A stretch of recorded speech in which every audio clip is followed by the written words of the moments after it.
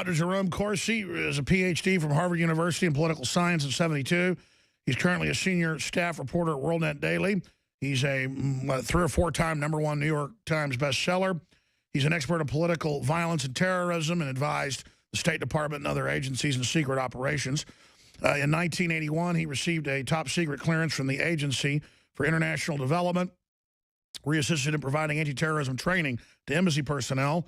For 25 years, Dr. Corsi developed working with banks throughout the United States and around the world to develop financial service marketing companies to assist banks in establishing broker, loan, deal, insurance subsidiaries, provide financial planning products and services to their retail customers. He's a noted financial services speaker and writer. In fact, that's what he's better known for by the general public than somebody fighting the New World Order. And so we're going to stop right there, JeromeCorsi.com, WND.com. No stranger to this show. He's probably been on 40 times in the last 10 years. So I want to cover the waterfront with him in the 25 minutes we have left now. I want to get into his take on Donald Trump, knowing him, talking to him a lot. Is he for real, or is he Democratic Party operative like George Will said? Well, I mean, you know, John Boehner's a Democratic Party shill for as far as I'm concerned. Then more importantly, world financial meltdown. How serious is it with Greece and China and the rest of it? Separately, I never said Jade Helm, everybody knows this, who listens to this show, was imminent martial law. I said it's part of the militarization, the end of posse comitatus that everybody's talked about. They have hundreds of articles. They're back. They haven't done this in a few weeks. Hundreds of articles a day saying that I want to kill gay people with no proof. The New York Times that I believe it's an imminent plan to murder Texans, and they show no link. They just say a plan to eradicate the public. And just a whole bunch of other craziness that I want to kill police. And then, I mean, they're really assassinating my character right now at a level I've never seen. All of this is actionable for defamation, libel, slander. The problem is I can't sue them all. So it's a court of public opinion. Defend me, pray for me, get the word out. But this is them getting rid of the propaganda ban for the Pentagon and CIA domestically. This is what they do. This is hardcore. Our government's been seized by criminals. They're using the powerful organs of propaganda against me, against Rand Paul, and against others. And it is unprecedented. And I see it happening to Donald Trump and want to defend him because what he's saying is true, and he's being misconstrued and taken out of context. But I know he was for the assault weapons ban. He supported Hillary. And Dr. Corsi years ago talks to Trump a lot and had his concerns. So he joins us now to cover the waterfront from WND.com. Doctor, thanks for taking time out. Hi, Alex. It's always a great pleasure to be with you. Thank you. Yes, sir. So you've got the floor. What do you want to tackle first? Well, I mean, let's follow up on Donald Trump and your comments on Donald Trump.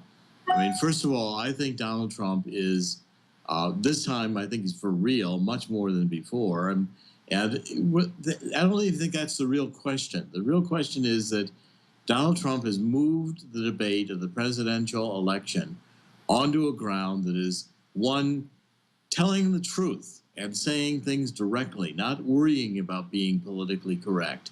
That's drawing Donald Trump a very big audience. And secondly, on immigration, he's put the immigration topic on the front burner. And he's really ignited the topic such that even Hispanics can say, look, we're not for a round of illegals that are criminals. We are not invading the country to take it over with criminals and undesirable people.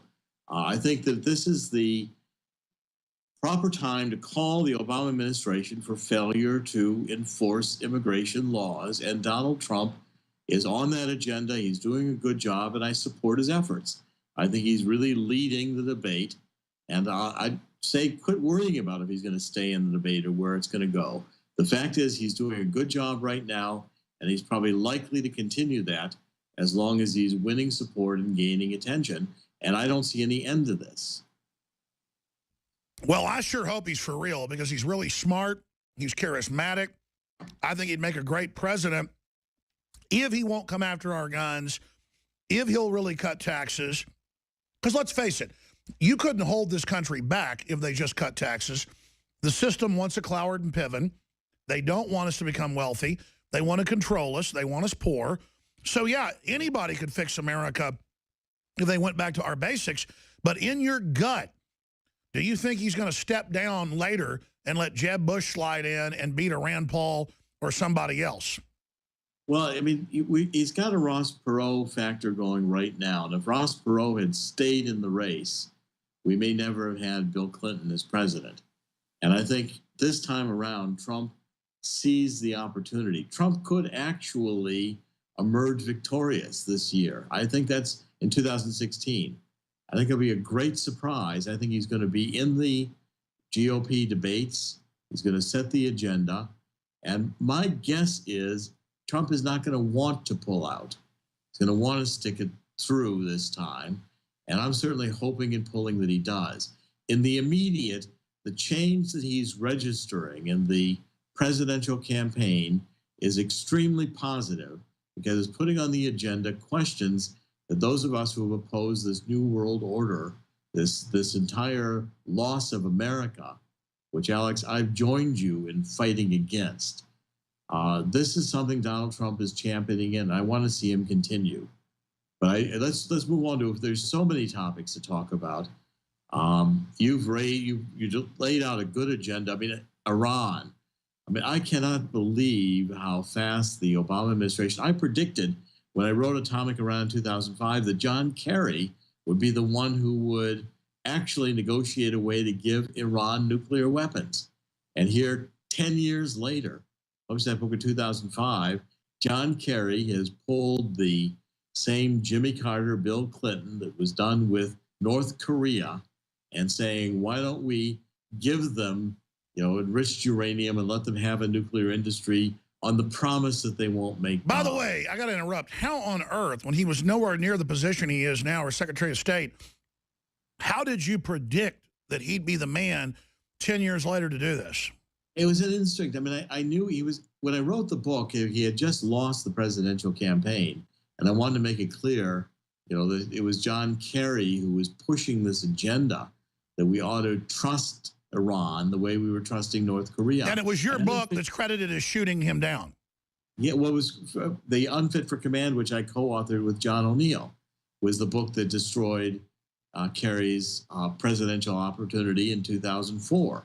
And by 2005, I was on Kerry because I knew Kerry was being paid and by the Iranian government through this Hassan Namazi, who's now in federal prison.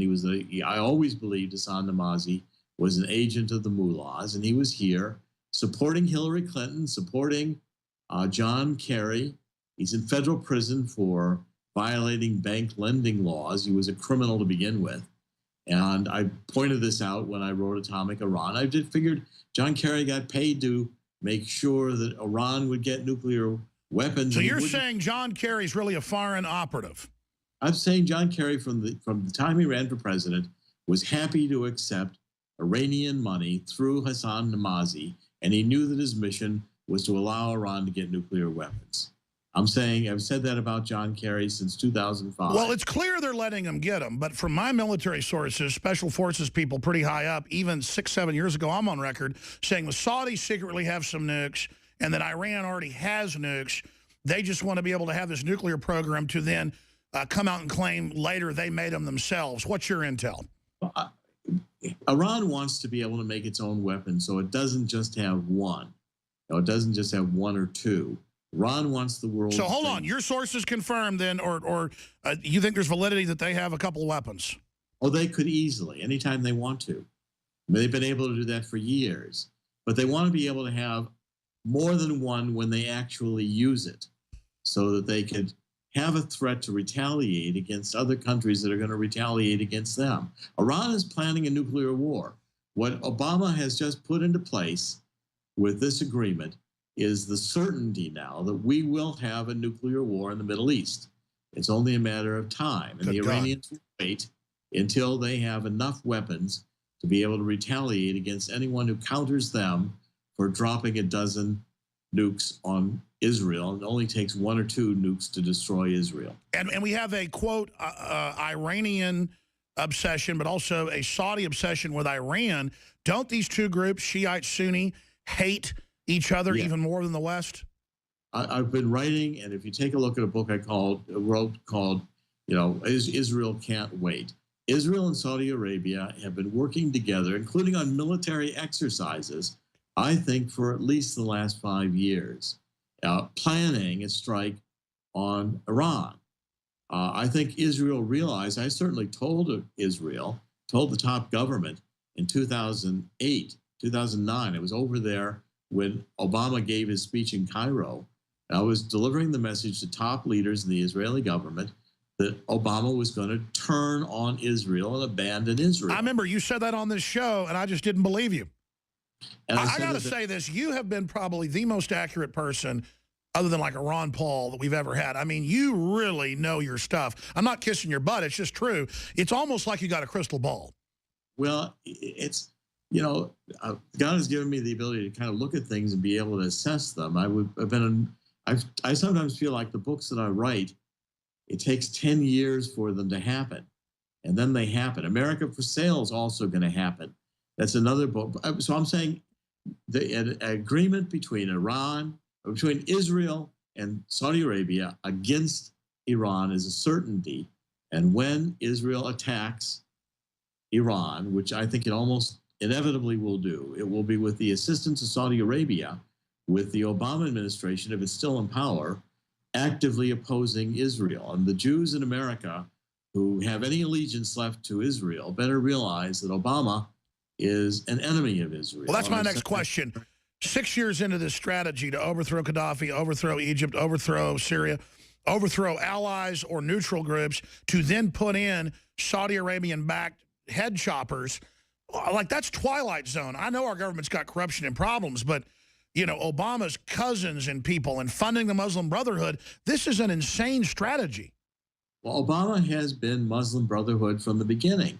And Hillary Clinton has Huma Abedin, who is her, I'm convinced, lover and her top associate for years. And the two of them have been Muslim Brotherhood. Hillary and Obama have been the greatest gun runners in American history. And they are secretly, and have been secretly, going back to when Chris Stevens was first sent into Benghazi. It's been Hillary and Obama running guns to the al-Qaeda affiliated militia and into Syria, all in favor of the Muslim Brotherhood, because these groups have Muslim Brotherhood origins. And, this is what I said was the cause of Chris Stevens' death. He was trying to take the weapons back. They were looking for the... Well, that's my next question, and Colonel Schaefer said it within a couple of weeks of it. I've had Tosh Plumlee, CIA whistleblower. Right. They've all confirmed it. Why would the Clintons send in Stevens if they had to whack him to cover up the weapons transfer? Well, first, see, the initial idea was that Stevens was going to go in and provide these covert guns, which, by the way, they're now prosecuting Mark Turry for, the Department of Justice, setting up Mark Turry. I'll be writing about that probably next week. But Mark Turry is innocent. The Clintons have framed him, and they prosecuted him with the cooperation of Obama and Loretta Lynch in the Department of Justice to be the fall guy in a scheme that was really Hillary's scheme, running guns through Chris Stevens. And then after Gaddafi fell, which was a destabilizing move in favor of the Muslim Brotherhood, was an insane move, because remember, Gaddafi had been funding Reverend Wright and Louis Farrakhan when Obama was a politician in Chicago.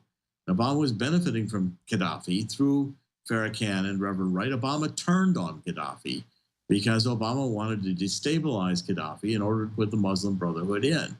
Now, the guns that were being run were getting out of control, and they lost a bunch of these man-pads, and Hillary began worrying going to have airlines taken down by weapons that could be traced back to Gaddafi and ultimately to her and to Obama. They're trying to have Chris Stevens in September when the 9/11 event occurred, the attack on Benghazi. Chris Stevens was trying to work with Turkey to get these weapons found. So they ordered him basically taken out, stood down, had the Benghazi security force that they had paid, who were a bunch of al-Qaeda people, come in and slaughter him. Well, and Stevens was expendable at this point. And in their strategy, if Stevens had been captured, and I'm convinced Stevens was alive when he was found in that compound, that he could have been exchanged for the blind sheik. And that was another one of the plans that Obama had in the works, that Stevens would be set up, attacked, captured, and to have a prisoner exchange for him. In the meantime... But the radicals got mad when 2 Navy SEALs from down the street came in and wiped a bunch of them out, so they flipped out and killed everybody. Well, and also they got mad because Stevens was trying to take the guns away. He was trying to find the man-pad. You know, terrorists are fine if you want to give them weapons. You want to start taking their weapons away, they get a little bit mad. And they decided it was time to whack Stevens because they didn't like him going out to find the man-pads and get them back. Sure, because whoever got those, they said, we can sell these off for 10 times the money or use them and hold the entire West hostage, blackmailing Hillary that she gave us these. Precisely, and that's what the Obama administration has been trying to hide with Benghazi from the beginning. They're still trying to hide it. They won't let you see Hillary's emails. They won't you realize that Hillary set Mark Turry up to be the fall guy in a gun-running stream through Qatar. You know, Judge Napolitano wrote an article and said the same thing I'm saying right here. I had the pictures, we published at WND, the photographs of the weapons that were seized in that Qatari, the 2 boats from Qatari, trying to bring European-made weapons into Libya that had been arranged by Hillary Clinton. Hillary Clinton's one of the biggest gun runners in the world. Do you think she can get away with all this? No, ultimately I don't. I think Clintons are going to face a major defeat within the next few months, and their foundation may actually be closed. Dr. Corsi, you've got 3-4 minutes to finish up. You're an expert on the economy. That's why I wanted to get you on, but more's happened since then. Please come back soon on that. But how serious is what's happening in the world economy? Well, I think you've got 2 things going on. One is that Greece is absolutely in free fall, and this agreement is really Greece's loss of sovereignty. It's a German bank takeover of Greece. Greece is going to have to sell major assets. The German banks are going to move in and own Greece. This is going to be worse than the Nazi occupation as far as the Greeks are concerned, and it won't last long. You're going to see riots in the streets of Greece. You're going to see panic once the Greek population realizes the controls they're under. Greece is going to go bankrupt again. The European Union and the Germans are not going to keep sending a socialist country like Greece more money so that, you know, people who are not working can get free food. Germany's not going to do it for long, and this is going to collapse. This is the beginning of the collapse of the euro. It's the beginning of the end of the dream of the European unity and entity. It won't work. This is a draconian, banker-driven central bank solution to a problem created by the central bankers to take over a country, and it's not going to work. The Greek people are going to be reduced to poverty. They're going to be suicides. They're going to be looking for food in the streets. I mean, this is a disaster of major proportions. Second major crisis is that the Chinese stock market is suffering 1929-like losses, and it's going to continue because that's a stock market again built by debt. These debt mountains built up around the world are going to come collapsing down. The central bankers are going to try to keep the zombie economies going by more zombie loans. They're going to try to prop Greece up. They're going to try to prop the stock market up in China. They're both going to collapse, and it'll be the beginning of a major worldwide recession. When do you think that's going to happen? Happening right now. Happening even as we're speaking. So you think this fall and winter will be spectacular?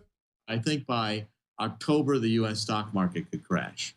Unbelievable. Dr. Corsi, WND.com. Thank you so much. Amazing. Did you know that only 6 corporations control 90% of what millions of Americans see, hear, and read every single day?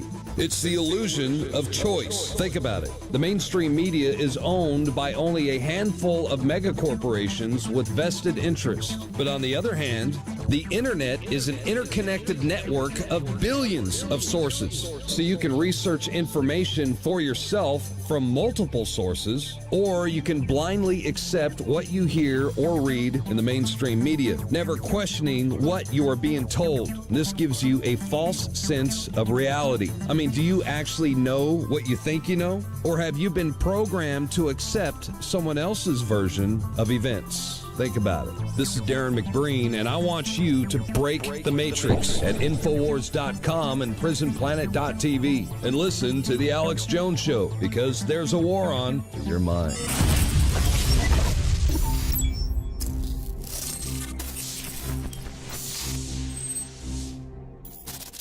40 times in the last 10 years. So I want to cover the waterfront with him in the 25 minutes we have left now. I want to get into his take on Donald Trump, knowing him, talking to him a lot. Is he for real, or is he Democratic Party operative like George Will said? Well, I mean, you know, John Boehner's a Democratic Party shill for as far as I'm concerned. Then more importantly, world financial meltdown. How serious is it with Greece and China and the rest of it? Separately, I never said Jade Helm, everybody knows this, who listens to this show, was imminent martial law, defamation, libel, slander. The problem is I can't sue them all. So it's a court of public opinion. Defend me, pray for me, get the word out. But this is them getting rid of the propaganda ban for the Pentagon and CIA domestically. This is what they do. This is hardcore. Our government's been seized by criminals. They're using the powerful organs of propaganda against me, against Rand Paul, and against others. And it is unprecedented. And I see it happening to Donald Trump and want to defend him because what he's saying is true.